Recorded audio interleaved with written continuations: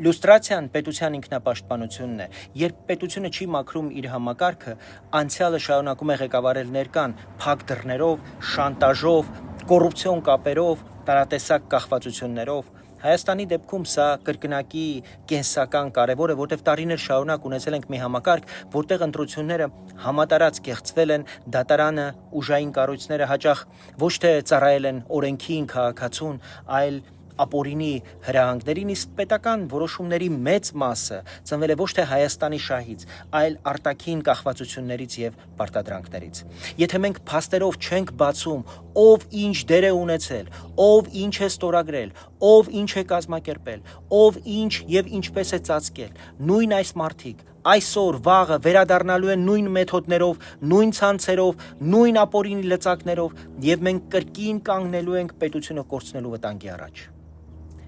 Ինչ է նշանակում լյուստրացիա։ Փաստերով եւ փաստաթղթերով բացել անցյալի մեխանիզմները, սահմանել հստակ չափանիշներ եւ ժամանակավորապես փակել պետական բարձր պաշտոնների ճանապարհը նրանց առաջ, ովքեր մասնակցել են համակարգային ապօրինություններին կամ ծառայել են օտարազդեցություններին։ Սա նաեւ պաշտպանում է մաքուր պետական ծառայողին, երբ ամեն ինչ թափանցիկ է,